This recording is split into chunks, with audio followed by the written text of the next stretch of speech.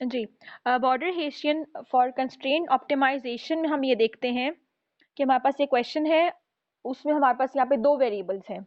अब हमने इस क्वेश्चन को, इस फंक्शन को, z का जो फंक्शन है इसको हमने दोनों वेरिएबल्स के रिस्पेक्ट से डेरिवेटिव, पार्शियल डेरिवेटिव अप्लाई करना है।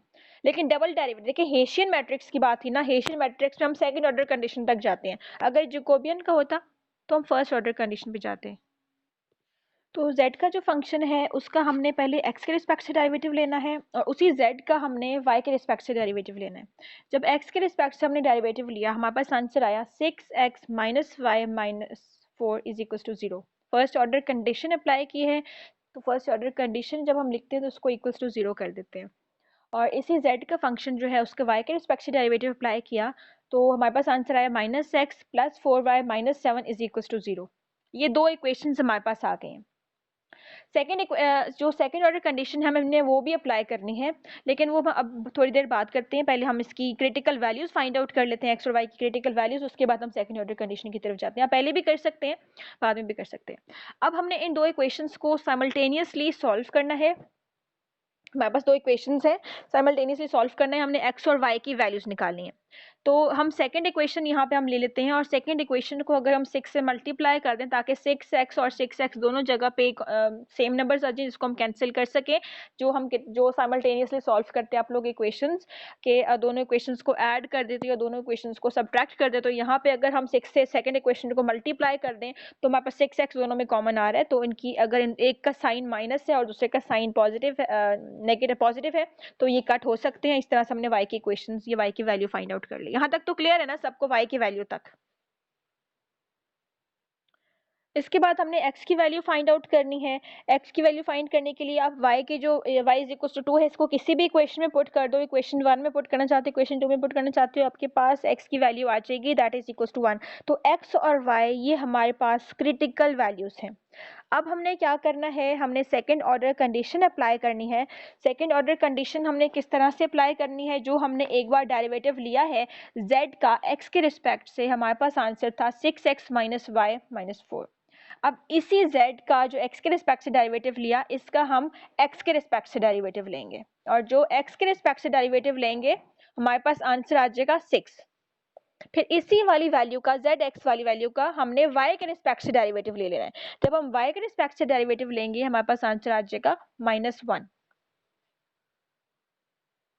यहाँ पे लिखा हुआ है।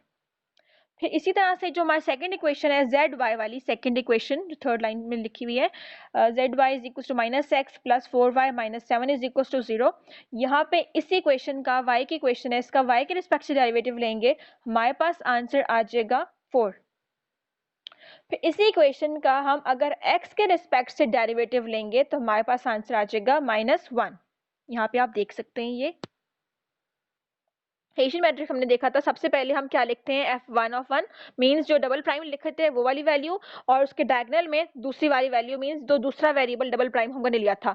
एक x के रिस्पेक्ट का मतलब x का डबल डेरिवेटिव लिया था और उसके डायगोनल में दूसरा जो वेरिएबल है उसका डबल डेरिवेटिव हमने वहां पे लेना है, ठीक है। और उसके सामने जो हमारे पास है x का y के रिस्पेक्ट से जो लिया था, फिर से बताती हूँ, जो हेसियन मैट्रिक्स है z x of x means जो इसका x का डबल डेरिवेटिव लिया है विद रिस्पेक्ट टू x, और उसका साथ जो है x का, जब एक हमारी zx वाली इक्वेशन है उसका y के रिस्पेक्ट से डेरिवेटिव लिया है वो उसके सामने आ जाएगा। इसके डायगोनल में, इसके ऑपोजिट में अब देखें, यहाँ पे है zy वाली इक्वेशन है उसका x के रिस्पेक्ट से डेरिवेटिव लिया है और साथ उसके है zy वाली इक्वेशन है उसका y के रिस्पेक्ट से डेरिवेटिव लिया है। ये हमारे पास इसका फॉर्मूला है हेसियन, बॉर्डर हेसियन का। इसमें हम इनकी वैल्यूज पुट करेंगे जो हमने एक यहाँ पे फाइंड आउट की हुई हैं, जो सेकंड ऑर्डर कंडीशंस अप्लाई की हुई हैं, इनके जगह इनकी वैल्यूज पुट कर देंगे।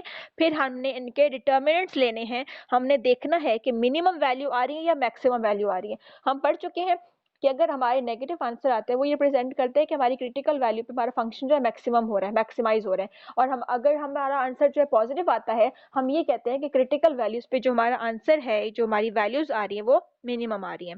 अब यहाँ पे हमने क्या करना है, हमने हेशियन मैट्रिक्स के H1 H2 different हेशियन matrices calculate करते हैं। अब किस तरह से पता चलता है कितनी मैट्रिसेस कैलकुलेट करनी है? अगर आपकी जो इक्वेशन है वो दो वेरिएबल है, आपकी इक्वेशंस में x और y दो डिफरेंट वेरिएबल्स हैं, तो आपने H2 तक जाना है।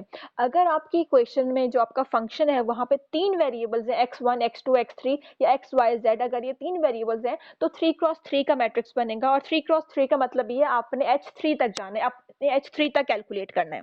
तो हेशियन मैट्रिक्स जो आपके पास बनी है, सिंपली H जो बना उसका हमने ये देखना है कि H1 जो है हमेशा H1 वाली वो वैल्यू होती है जो F1 of 1 होती है।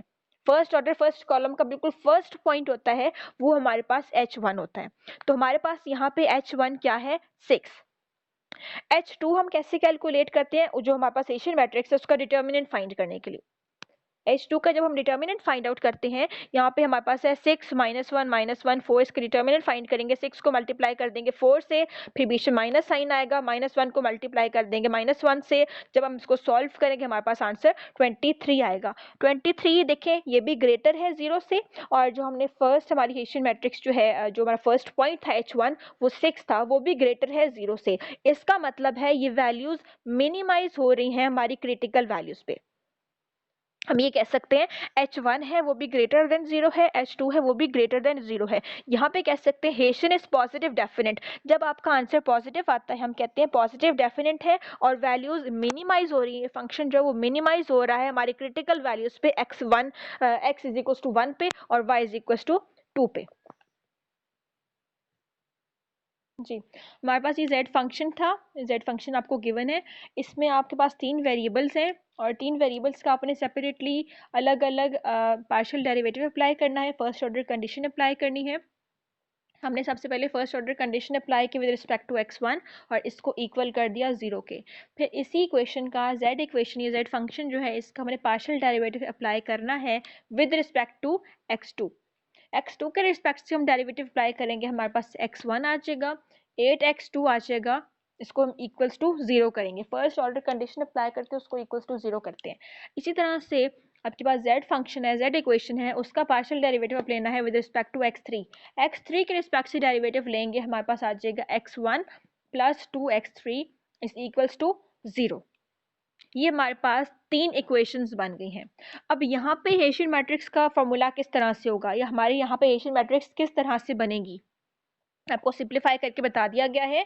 F11 F12 F13, इसका मतलब क्या है कि फर्स्ट टाइम आप जो डेरिवेटिव लोगे, F11 का मतलब क्या है, x1 के रिस्पेक्ट से डेरिवेटिव ले रहे हो उसका डबल डेरिवेटिव लोगे, फिर x1 का डेरिवेटिव लोगे विद रिस्पेक्ट टू x2, फिर इसी x1 का डेरिवेटिव zx1 का डेरिवेटिव लोगे विद रिस्पेक्ट टू x3। ये जो फर्स्ट हमारे पास कंडीशन है, देखें zx1 is equal to 4x1 plus x2 plus x3, इसका हमने डेरिवेटिव लेना है एक बार, इसका डबल डेरिवेटिव लेना है विद रिस्पेक्ट टू x1, वो वैल्यू हमारे पास होगी F11।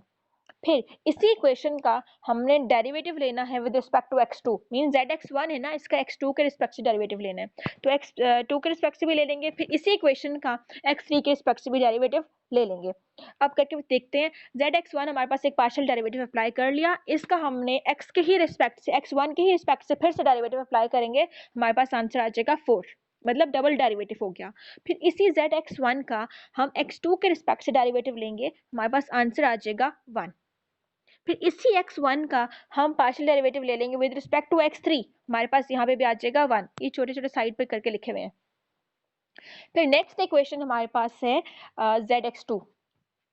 इस पे अपने इस इक्वेशन का भी हमने एक बार x1 के रिस्पेक्ट से डेरिवेटिव लेना है, एक बार x2 के रिस्पेक्ट से डेरिवेटिव लेना है और एक बार x3 के रिस्पेक्ट से लेना है। zx2 हमारे पास इक्वेशन है x1 plus 8x² is equal to 0।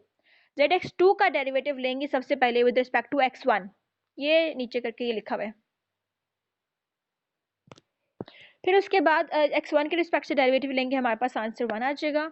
फिर इसी x2 का हम पार्शियल डेरिवेटिव लेंगे विद रिस्पेक्ट टू x2, तो हमारे पास यहाँ पे आंसर आ जाएगा 8।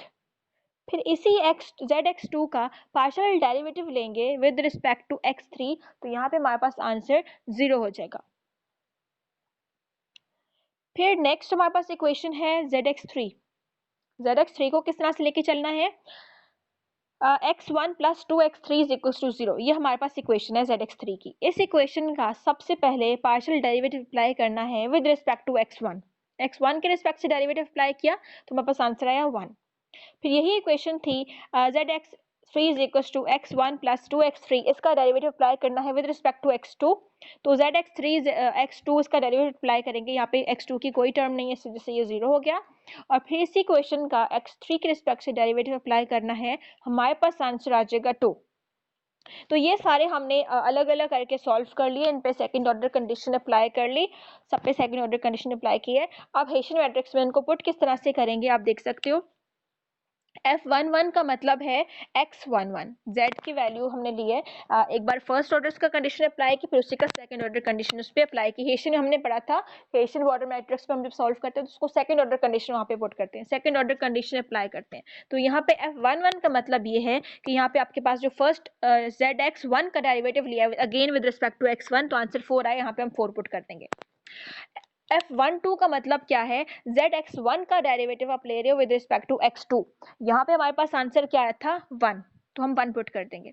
F13 क्या है, फिर इसके बाद आ जाता है F13 का मतलब ये है कि हम पार्शियल डेरिवेटिव ले रहे हैं x1 का विद रिस्पेक्ट टू x3। फिर नेक्स्ट जो हमारे पास रो है उसमें हम ये देखते हैं कि F21, F22, F23। F21 का मतलब ये है कि x2 का पार्शियल डेरिवेटिव ले रहे हैं विद रिस्पेक्ट टू x1। फिर उसके बाद F22 का मतलब ये है कि zx2 का पार्शियल डेरिवेटिव ले रहे हैं with respect to x2। F23 का मतलब ये है कि zx2 का पार्शियल डेरिवेटिव ले रहे हैं विद रिस्पेक्ट टू x3।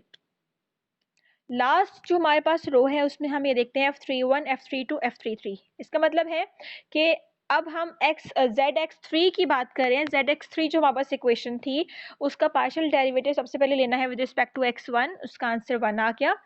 फिर F32 का मतलब ये है कि zx3 का जो पार्शियल डेरिवेटिव लिया विद रिस्पेक्ट टू x2। फिर F33 का मतलब ये है कि zx3 का पार्शियल डेरिवेटिव लिया विद रिस्पेक्ट टू x3। हमने ये सारी वैल्यूज पुट कर दी अपने इस हेसियन मैट्रिक्स के फॉर्मूले में इस तरह से। इसके बाद हमने पहले मैं बता चुकी हूँ कि H1, H2, H3 हमें कैसे पता चलेगा कितने हेसियंस हमने फाइंड आउट करने हैं। अगर हमारे पास दो वेरिएबल्स हों तो हमने दो हेसियंस फाइंड करने हैं, H1 और H2। अगर हमारे पास इक्वेशन में 3 वेरिएबल्स हों तो हमने 3 H1, H2 और H3 हेसियन मैट्रिक्सेस फाइंड करनी है, 3 हेसियन की वैल्यूज फाइंड करनी है। तो यहाँ पे हमारे पास 3 वेरिएबल्स थे, x1 था, x2 था, x3 था। तो इस वजह से हमने अब H3 तक जाना है। तो H1 हमारे पास बिल्कुल फर्स्ट वाली जो वैल्यू होती है F11 वाली, वो हमारे पास हमेशा H1 होती है। तो यहाँ पे हमारे पास फर्स्ट जो वैल्यू वो 4 है, तो H1 की जो वैल्यू यहाँ पे वो 4 है। H2 हम कैसे कैलकुलेट करते हैं, हम उसका डिटर्मिनेंट निकालते हैं। फर्स्ट जो बिल्कुल हमारे पास फर्स्ट एलिमेंट होता है 4, 1, 1 और 8, इसका डिटर्मिनेंट निकालेंगे। H2 में सिर्फ फर्स्ट वाला जो ब्लॉक बनता है हमारे पास 2x2 वाली मैट्रिक्स जो फर्स्ट ही बनती है उसका हम निकालते हैं डिटर्मिनेंट। इसका हम डिटर्मिनेंट निकालेंगे, हमारे पास आंसर आ गया 31। H3 को हम कैसे कैलकुलेट करते हैं, H3 is equals to H, मतलब कि H3 हम जो हमारे पास H3 का आंसर आएगा वो हमारे पास H का आंसर आएगा, H डिटर्मिनेंट का। 3x3 के डिटर्मिनेंट्स आपने फाइंड आउट किए हुए थे, आपने किए हुए होंगे यकीनन।